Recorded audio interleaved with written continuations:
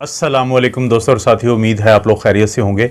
बहुत दफ़ा लोग एक सवाल पूछते हैं कि जो जोड़ों का दर्द है उसके लिए कोई एक मखसूस किस्म की ऐसी खुराक बताएं कि जिसका ज़्यादा फ़ायदा हो। दरअसल दोस्तों, ये जो जोड़ों का मसला है ये अब बहुत ज़्यादा हो चुका है पाकिस्तान में। बहुत सारे लोग आपको मिलते हैं कि जो जोड़ों के दर्द की शिकायत करते नज़र आते हैं।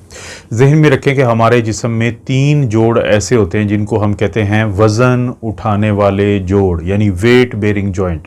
एक उसमें आपके घुटने या नी जॉइंट है, एक उसमें आपका टखना या एंकल जॉइंट है और एक हिप जॉइंट्स जो होते हैं, तो ये शामिल है। लेकिन इनमें जो सबसे ज़्यादा मुतासर नज़र आता है वो नी जॉइंट या ये जो घुटना होता है।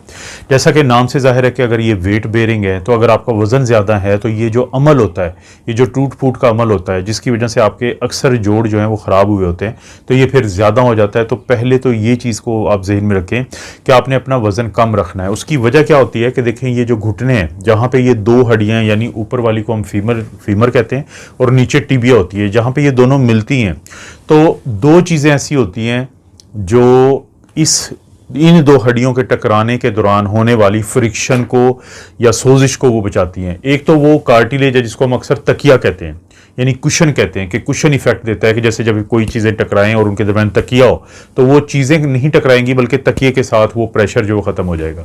एक तो कार्टिलेज होता है और दूसरा इसके अंदर एक ग्रीस कहते हैं, उसको आम जुबान में पानी भी कह सकते हैं, उसे कहते हैं हम साइनोवियल फ्लूइड।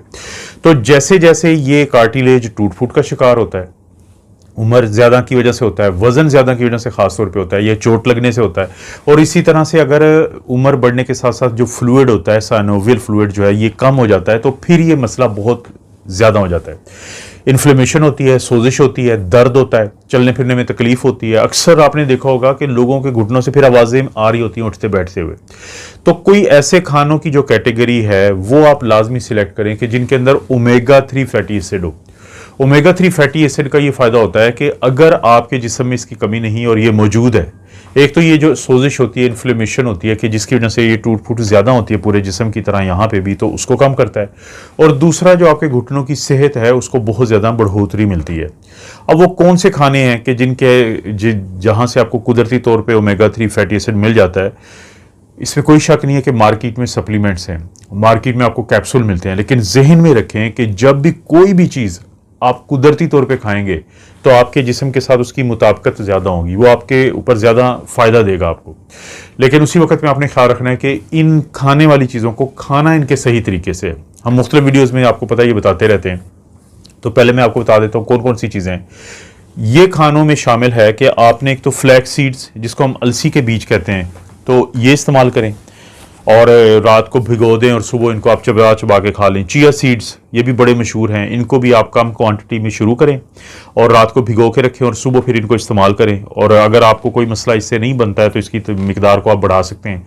कोशिश ये करें कि आधे चम्मच से शुरू करें। और वो लोग जिनको गैस का मसला होता है बहुत ज़्यादा, तो उन्होंने अवॉइड करनी है, परहेज़ करना है।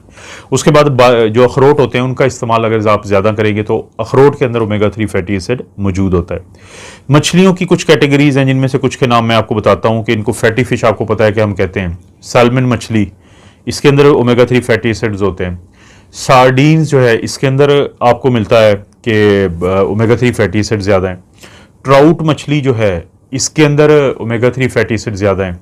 इसी तरह से मैक्रेल एक मछली होती है, तो इसके अंदर आपको ज़्यादा मिलता है कि जो ओमेगा 3। मछलियों की बात करते हुए मैं एक बात बहुत दफ़ा रिपीट करता हूँ कि कोशिश ये करें कि दरियाई मछली जो होती है उसको इस्तेमाल करें। इसको अंग्रेज़ी में तो वाइल्ड फ़िश कहते हैं।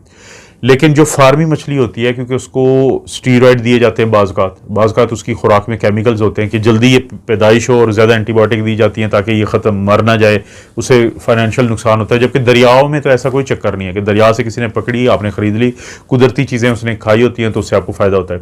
तो फार्मी से ज़्यादा कोशिश करें कि दरियाई जो मछली होती है उस पर इन्हिसार करें।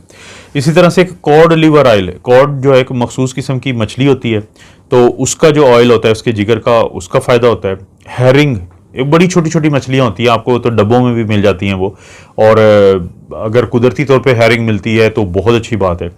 सी फूड में ऑयस्टर्स होते हैं। अब ये जो ऑयस्टर्स, झींगे जिन्हें कहते हैं, तो क्रैब्स वगैरह होते हैं, तो इन चीज़ों के अंदर भी ओमेगा 3 फैटी एसिड ज़्यादा होता है। यानी आप यहाँ से अंदाज़ा कर लें कि सीड्स के अंदर नट्स के अंदर, और जो मछलियाँ हैं ख़ासतौर पे फैटी फिश की ये सारी टाइप्स हैं, इनके अंदर जो है वो आपको ज़्यादा मिलता है ओमेगा 3 फैटी एसिड। इसी तरह से ब्रसल स्प्राउट्स का आपने नाम सुना होगा कि ब्रसल स्प्राउट, वही जो कोंपलें निकली होती हैं, तो आप उसको इस्तेमाल करते हैं तो उसके अंदर ओमेगा 3 फैटी एसिड ज़्यादा होता है।